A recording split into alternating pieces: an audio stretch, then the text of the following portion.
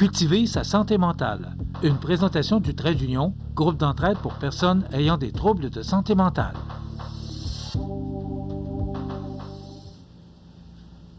Je vous souhaite la bienvenue à notre chronique Cultiver sa santé mentale. Je suis en compagnie de Mélissa Bollard, qui est la directrice générale du Trait d'Union à Montmagny. Mélissa, bonjour. Bon matin.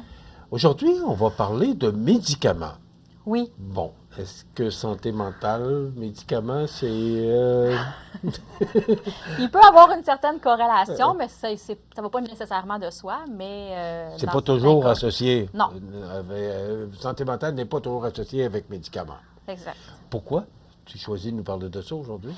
Bien, parce que c'est quand même un sujet qui est important pour nous au niveau de la santé mentale, parce que ce qu'on voit sur le terrain, c'est des arrêts de médication, par exemple, où on va avoir un recul en arrière, une personne qui ne comprend pas nécessairement bien où son diagnostic et pourquoi elle prend ces médicaments-là, donc elle les prend sporadiquement ou elle va les arrêter et tout ça. Puis le principal échec pour nous au rétablissement, là, à l'avancement de ces personnes-là, souvent, c'est l'arrêt de médication. Fait que c'est quand même un enjeu qui est important pour nous. Là, comme je disais en préambule, c'est pas parce qu'on a une difficulté ou une fragilité en santé mentale, qu'on fait de l'anxiété, qu'on a du stress, qu'on a des symptômes dépressifs, qu'on va nécessairement prendre de la médication. Mais à un certain moment, c'est comme si on doit arriver là. Hein? La médication, là, au niveau que ce soit des anxiolytiques, des antidépresseurs, des antipsychotiques, etc., c'est dans le cerveau, à un moment donné, c'est des neurotransmetteurs. On a besoin chimiquement là, de donner quelque chose à notre cerveau pour rétablir les connexions qui ne se font plus. Et c'est là qu'on voit la personne dépérir puis avoir de plus en plus de symptômes. Donc, à un moment donné, ça peut arriver qu'on soit tellement envahi dans la situation puis qu'on soit proche ou qu'on ait vraiment un trouble là, c'est sévère en santé mentale puis qu'on doive prendre la médication. Puis en même temps, je veux dire que c'est un outil parmi tant d'autres. La pilule miracle n'existe pas, pour rien, encore à ce jour, je pense. En tout cas, je ne suis pas spécialiste de la médication, mais on peut ressentir quand même, par exemple, de l'anxiété ou une petite boule dans l'estomac. Il peut rester des petits symptômes malgré la médication. Mais c'est que parfois, la médication est nécessaire pour que la personne soit disponible à d'autres outils. Tu sais, par exemple, là, quelqu'un qui va aller consulter, qui rentre en psychiatrie, la personne n'est pas disposée là, à utiliser des outils, à faire du yoga, à avoir un travailleur social, est tellement loin dans ses symptômes qu'il faut soulager quelque part un peu avant de mettre d'autres choses en place avec elle. Fait que souvent, la médication n'est pas seule. Elle est accompagnée de bien d'autres choses à côté, que ce soit une psychothérapie, que ce soit voir mon psychiatre, que ce soit venir briser l'isolement au Trait d'Union, faire du développement personnel. Il y a plein de choses qu'on peut faire, de la zoothérapie, de l'art-thérapie. Chacun, on a ses outils qui font du bien. Il y en a qui vont aller en acupuncture. Il y a beaucoup, beaucoup de choses. Mais des fois, la médication est un préalable pour s'assurer que la personne elle soit assez bien pour être disponible. Et là, l'enjeu, bien, c'est ça. Les enjeux, c'est ça, c'est l'arrêt de la médication. Hein, il y a beaucoup de monde qui ne veulent pas que la médication soit une béquille. On ne veut pas nécessairement avoir besoin. Aussi. L'accoutumance. Il y a beaucoup de choses qu'on peut se dire pour, finalement, qu'on veut l'arrêter. Je dois dire aussi que les pharmaciens sont d'excellents conseils. Tu sais, souvent, on dit, bien, c'est mon médecin qui me le prescrit ou c'est mon psychiatre, mon psychologue. Bien, est-ce que je vais aller voir cette personne-là? Mais les pharmaciens sont très bien capables, c'est eux autres les experts hein, au niveau de la pharmacologie, donc de voir est-ce que c'est la bonne molécule, est-ce que c'est le bon dosage, est-ce que c'est normal qu'il reste un petit résiduel de « je suis pas bien, je ressens encore, mais je me sens mieux après 3 semaines, 4 semaines, c'est-tu normal? » Donc, de poser les questions aux pharmaciens, puis de poser les questions à son médecin aussi, parce qu'on voit trop souvent des gens qui prennent la médication puis ils ne savent pas pourquoi. Ils ne savent pas les effets. Tu sais, souvent, on prend plus qu'une médication aussi, là, tu sais. Fait que faut s'assurer que tout interagit bien ensemble, puis le pourquoi je la prends. Et ce qu'on voit aussi, c'est des gens qui vont prendre une médication au besoin. Fait que là, c'est comme de l'automédicamentation. C'est le bon mot? Oui. L'automédication. Essayez de m'en souvenir, l'automédication. C'est ça. Donc, c'est comme on a le choix. Quand tu ne fais le pas bien, prends tel type de pilule. Mais là encore, faut-il Ouais, mais que tu apprennes au quand bon est-ce moment. Oui, mais qui te dit que tu es bien ou tu n'es pas bien? Bien, c'est ça, là. Fait qu'il faut être capable de... faut travailler plein de choses en amont pour dire, bien, à quel moment j'ai un élément déclencheur qui, là, je le sais, ça va juste débouler. J'ai besoin de prendre ma pilule qui est plus forte au besoin. Et parce qu'on ne veut pas en prendre pour rien.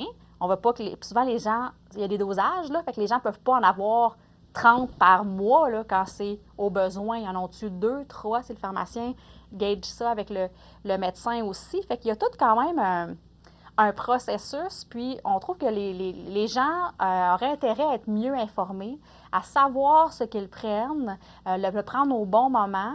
Puis s'ils adhèrent à leur plan de traitement, là, appelons ça comme ça, avec le médecin, bien, à ce moment-là, il y a plus de chances qu'on le continue, qu'on continue la médication, qu'on s'assure qu'on a la bonne.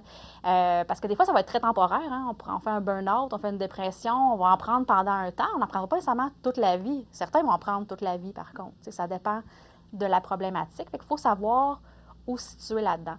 Ce qu'on voit, c'est les arrêts de médication. La personne retourne en psychose, en psychiatrie, et on recommence le processus. Mais quand tu parles d'arrêt de médication, Mélissa, est-ce que c'est la personne qui arrêterait de prendre ses médicaments ou, le médecin traitant dit, bien là, ce serait peut-être le temps que vous arrêtiez. Puis, tu sais, tu as dit un mot important tantôt, béquille, là. Oui. Moi, c'est ce que j'ai retenu, là. Est-ce que des fois, ça ne devient pas une béquille? Bien, ça peut à certains moments aussi. Puis c'est pour ça que la médication ne devrait pas être le seul outil. Ça devrait être un outil parmi tant d'autres. Et les autres outils, là, tu parlais de thérapie tout à l'heure? Exactement. Pour travailler en amont, pour mieux reconnaître ses symptômes, s'assurer qu'on ne retombe pas. Il faut travailler sur soi là, aussi, là, quand on est dans cette période-là. Ouais. Mais des fois, on n'est pas capable. Oui, non, c'est pas donné à tout le monde. Puis il y a des moments où on n'est pas nécessairement capable. Donc, la médication va jouer son rôle. Mais idéalement, à un certain moment, on va mieux. Mais là, c'est ça. C'est quand on va mieux, on se dit, ben, ça va bien. Je ne me sentais pas bien hier, mais là, je me sens bien. C'est normal, là, la médication, elle ne te booste pas, là, elle te ramène au niveau normal, justement avec ton cerveau, tes neurotransmetteurs et tout. Mais là, le danger, c'est je me sens bien puis je l'arrête moi-même. Répondre à la question, c'est ça. Moi, je ne parle pas d'un arrêt de traitement avec le pharmacien, on dose, on diminue. Avec le médecin, on a un suivi, ça va-tu pas, qu'est-ce qu'on fait? Mais bien que la personne qui se dit, bien, ça va bien, donc j'en en veux plus. Je me sens hyper en forme. Mais c'est ça, c'est que malheureusement, des fois, ça ne se passe pas bien par la suite non plus et on retourne un peu en arrière et on doit recommencer la roue. Dans le fond, c'est qu'il faut que ça vienne, et tu le mentionnes, d'y aller progressivement diminuant, mais selon les recommandations du pharmacien ou du médecin. Ce n'est pas à nous autres à décider. Ben moi, je suis correct, je fais le bien, puis j'arrête ça. Bien, je pense que c'est de concert, parce que je pense que, tu sais, nous, dans la façon qu'on travaille, la personne est la mieux placée pour savoir comment elle va, ce qu'elle ressent, ce dont elle a besoin. Par contre, l'expert... Ça prend un professionnel à côté. C'est ça. Il y a des professionnels quand même qui peuvent aider cette personne-là. Fait que comme je trouve pas ça mieux que les gens posent pas nécessairement de questions sur leur médication, puis qu'ils le prennent, puis qu'ils... On se laisse aller là-dedans aussi. Je pense qu'il faut qu'on soit au courant. Puis c'est un plan de traitement qui se fait à 2 personnes. Fait que la personne va donner les informations. Puis là, plus on donne la bonne information aussi. Nous, on travaille, par exemple, au Trait d'Union avec des gens où on va leur donner un petit cahier de bord ou comment se préparer à son prochain rendez-vous chez le médecin ou chez le psychiatre. Parce que, nous-mêmes, on arrive chez le médecin. 6 mois avant, quand on a pris rendez-vous, on avait une liste. Il faut que je parle de ça, je suis inquiet pour telle affaire. On arrive là, puis finalement, on ne dit plus rien. On oublie la moitié. On oublie la moitié, fait qu'on y va avec juste ce qui nous est arrivé hier. C'est beaucoup, c'est souvent ça. C'est vrai. Fait que, tu sais, de se préparer à, 2 semaines avant, je vais noter mon humeur, je vais noter mon sommeil, je vais nommer est-ce que j'avais plus faim, une perte d'appétit, comment je me sentais, pour arriver à ce rendez-vous-là, bien préparé, puis pouvoir voir, bien, dans un laps de temps depuis le dernier rendez-vous, voici comment ça a varié, puis voici comment je me sens aujourd'hui. Donc, si l'information, elle est bonne, on n'a rien oublié, on n'a rien diminué, on n'a rien augmenté non plus devant le médecin ou le psychiatre, bien, on risque d'avoir un conseil qui est plus juste aussi par rapport à notre situation à ce moment-là. Et là, on peut décider ensemble, est-ce qu'il y aura une diminution, est-ce qu'il y aura une augmentation, est-ce qu'on continue comme ça, mais au moins, la personne le comprend pourquoi elle le fait. Mélissa, vous êtes possiblement la première personne qu'on va aller rencontrer lorsqu'on a des problèmes de santé mentale. Est-ce que c'est vous qui recommandez à la personne d'aller consulter pour une certaine médication?